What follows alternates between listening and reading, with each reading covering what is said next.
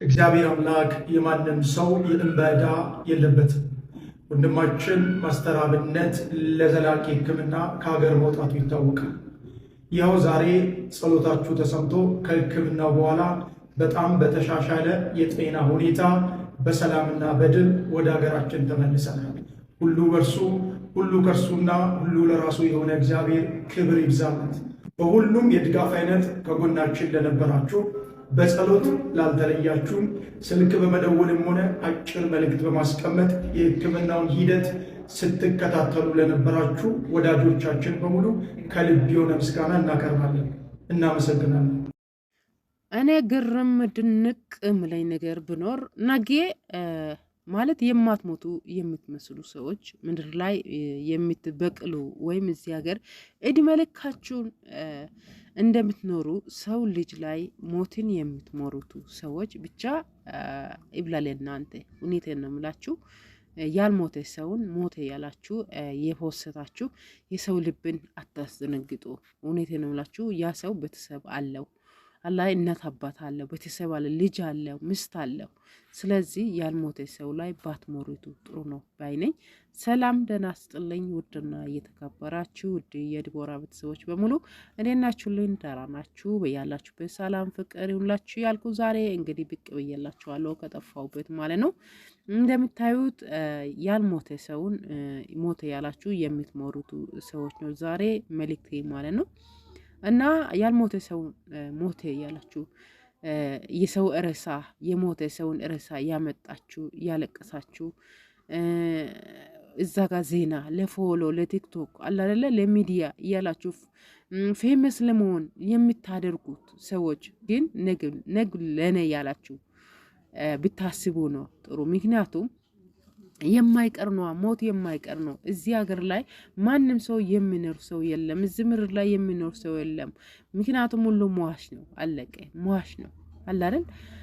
ስለምንሞት ግን እዚህ ያላችሁት መልካም ነገር ቢያንስ ለራሳችሁ ለፈጣሪ ፈርታችሁ መልካም ነገርን ሰርታችሁ ብንሄድ ተመራጭ ነው ብዬ ነው የማስበው። ስለዚህ ስለ ማስተር አብነት ነው እንግዲህ ላውራችሁ መጣሁት። ማስተር አብነት እንግዲህ እንደምታዩ ውጭ ሀገር ለሕክምና ሄደዋል። ግን እዚህ ሚዲያ ላይ ተቀመጡት ምድሬ ሰገጠ ሊበል ብቻ አላውቅምና ልጁ እየተታከመ ነው።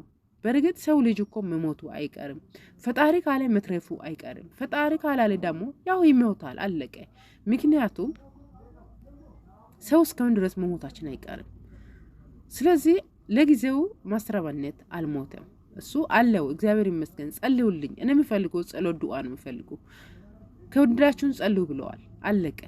እናንተ መጸለይ ሲገባችሁ ከእንደገና ማስተር አብነት እንግዲህ ይወቱ አልፈዋል እያላችሁ ሻማ ሞትን ረሳን ያምጣችሁ እየለጠፋችሁ የምትሞሪቱ ሰዎች ብቻ እግዚአብሔር ልቦና ይስጣችሁ። ያ እንግዲህ የሱን ነገር ወደ አንተ ይምጣ ወይም ድረስ አንልምና እግዚአብሔር ልቦና ይስጥ ነው የሚለው ማለት ነው። ስለዚህ ያ ሰው ይደረግጣል፣ ቤተሰብ አለው። ያም አልፎ ተርፎ ውጭ ሀገር ነው የታከመ ያለው። እዚህ ሀገር ላይ የተቀመጠ ኢትዮጵያ ላይ የተቀመጠ ቤተሰብ እስኪ ምን ያህል ነው በጣም የሚደነግጡ አይደል እንዴ? እስኪ እራሳችሁ አስቡት። ያ ሰው ምናልባት ሞትን የመሰለ አልደረሰም ሊሆን ይችላል። ምናልባት ቤተሰቦቹ ሙሉ ሊሆን ይችላል። ያልጎደለበት ሰው ሊኖር ይችላል። ቤተሰብ ወይም ጎረቤት ሞት አይቶ ሊያቅም ይችላል፣ አይታወቅም። ግን ደግሞ ፎሮ ለመለቃቀም ሊሆን ይችላል። እና ስለዚህ ሞት ወይም የሆነ ነገር ልቡ የማይደነግጥ ሰው ነው፣ ለፈጣሪም ቦታ የሌለ ሰው ነው። ገብታችኋል? የሰው ልጅን ሞተ ያልሞተው ሞተ ያለ ዜና የሚያቀርበው የሞትን ሞርት ማለት ሞቱ ለማለት የሞሬተ ያለው ማለት ነው። ስለዚህ እግዚአብሔር አምላክ ልቦና ይስጥክ። ማንኛውም ሰው መሞቱ አይቀርም። በእርግጥ አንተም መሞት አይቀርም። ሰው ላይ ሞትን እየፈረድክ ያለኸው ነገ መሞት አይቀርም። እግዚአብሔር ካለ መሞት አይቀርም። በእርግጥ አንተ ክፉ ከሆንክ በዚህ ምድር ላይ ትሰቃያለህ። በሰቀቀን ነው ወይም በአደጋ ነው የምትሞተው።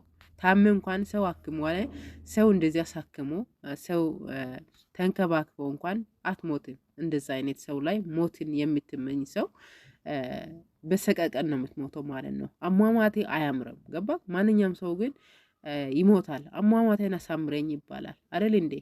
አሟሟቴን አሳምረኝ ይባላል። እና ሰው ልጅ ግን ማለት እንደዚህ ያለ አይደል? በአደጋ ደግሞ ታሞ ደግሞ ሰው ቤተሰብ አይቶ ቢሞትም አይቶ መቅበር ምርጥ ነው አይደል እንዴ?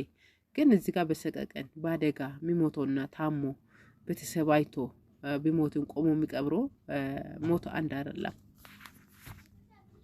ስለዚህ አቤት እና ማለት ነው።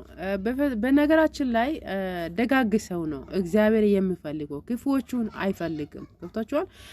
ክፉዎቹን አይፈልግም ማለት ነው። ስለዚህ ማንኛውም ሰው ልጅ ላይ አትሟሪቱ።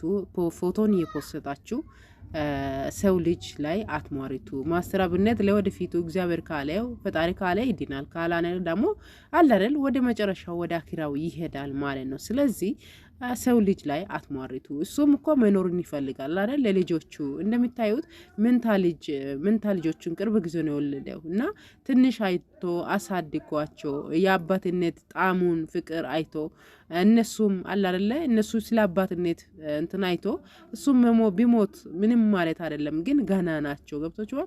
ከተወለዱ ገና 5 ወራቸው ነው ምና እንደሆነ ስለ አባትነት ምናምን አለዩም። ገብታችኋል? ስለዚህ ማለት አትሟሪቱ፣ በእባካችሁ አትሟሪቱ። የሰው ሞት ላይ ሰው ነፍስ ላይ አትሟሪቱ። ስለዚህ እዛ ቁጭ ብሎ እሱ ሚዲያ ይከታተላል እኮ ሲከታተል እኮ ይሰማዋል እኮ። በእርግጥ መሞቱ አይቀርምና እንደሚሞት ያውቃል። ምክንያቱም የታመመው በሽታው እግዚአብሔር የሰጠ በሽታው እግዚአብሔር ካለ ወይም ይፈውሳል ወይም አይፈውስም አይድንም ማለት ነው። ስለዚህ ሁሉ በእግዚአብሔር እጅ ነው አለው እና የእናቶች ዱዓ፣ የአባቶች ዱዓ፣ የደሃዎቹ የምስኪኖቹ ዱዓ ጸሎት አለና እግዚአብሔር ይፈውሳል ብዬ አስባለሁ። መቼም ከእግዚአብሔር ተስፋ አይቆረጥም አይደል እንዴ? ከእግዚአብሔር ተስፋ አይቆረጥም። ስለዚህ እሱም ተስፋ አልቆረጠም። ስለዚህ እንደዚህ ስትፖስቱ እሱም አይቶ እኔ አለው ደህና ነኝ ያለሁት፣ ለጊዜው ግን ጸሎት አድርጉልኝ፣ ኦፕሬሽን ተደርጌ ያው ኦፕሬሽኑ ተጠናቅቆልኛል እያለ እሱም እንደዚህ አይነቱን ነገር ሲሰማ ቤተሰቦቼ ይደነግጣሉ፣ አባት፣ እናት፣ ሚስቶች፣ ልጆች ይደነግጣሉ ይልና እሱም ምላሽ እየሰጠ ነው ማለት ነው። መቼም እንደ ጠላት አይደለም፣ እግዚአብሔር እንደ ጠላት አይደለም። ጠላት ግን እኔ እንጃ ብቻ ይከብዳል ሰው ላይ እንደዚህ መሞረት ማለት ነው። ስለዚህ እግዚአብሔር ደግሞ እንደ ሰው ሳይሆን እንደ ጠላት ሳይሆን እግዚአብሔር እንደ ራሱ እንደ ሀሳቡ ነው የሚያደርገው፣ እንደ ፍላጎቱ ነው ማድረግ የሚችለው፣ እንደ ሰው አይደለም እግዚአብሔር። ስለዚህ እግዚአብሔር ካለ ምናልባት ተሽሎ ወደ ሀገሩ ወደ ልጆቹ ቤተሰቦቹ ሊቀላቀል ይችላልና ማንኛውም ሰው እስኪ ዱዓ አድርጉ። በየ ሃይማኖታችሁ ሙስሊም፣ ክርስቲያን፣ ፕሮቴስታንት ሳትሉ ማለት ዱዓ አድርጉ፣ ጸሎት አድርጉ። ለማንኛውም ሰው ልጅ ጸሎት ጥሩ ነው ብዬ ነው ማስበው ከፈጣሪ በታች። ስለዚህ ይፈወሳል፣ እግዚአብሔር ደግሞ ይፈውሰዋል። እውነት ለመናገር የህዝብ ዱዓ የህዝብ ጸሎት ይፈውሳል ብዬ አስባለሁ እና ስለዚህ ተስፋ አይቆረጥም ከእግዚአብሔር ማለት ነው። ስለዚህም ለማንኛውም አትሟሪቱ አለ። እሱ በቤት አልሞተም፣ ለወደፊት መሞቱ አይቀርምና አልሞተም። ስለዚህ ማስተራብነት መታመሙ ለሱ አይገባውም። የሱ በሽታ ማለት እንደዛ አይነት ክፉ በሽታ ካንሰር ማለት ክፉ ነው። እውነት ለመናገር የመጨረሻ ክፉ ነው ማለት ነው እና ይህ በሽታ ለሱ አይገባው። ምክንያቱም ማንኛውም ሰው ልጅ ይታመማል፣ ግን ታክሞ ምድንበት በሽታ ፈጣሪ ቢሰጥ ምን አለበት የሚለውን ነው። ገብታችኋል? ታክሞ ምድንበት በሽታ ቢሰጡ የሚለውን ነው እና ይሄ ካንሰር የሚባለው በሽታ ክፉ ነው ለሰው ልጅ። እግዚአብሔር አምላክ ይሄን በሽታ ብቻ አይስጦ ይንቀል። እንደውም ኢትዮጵያ ላይ ማለት ነው ሀገራችን ላይ ዓለም ላይ ያለ ይሄ ካንሰር የሚባለው በሽታ እግዚአብሔር አምላክ ይንቀለው ብዬ ነው ማስበው። እና ውድ ሀገሬ ልጆች ይሄን ይመስላል የዛሬ መልእክቴ። ሼር ላይክ ያደረጋችሁ አበረታቱኝ።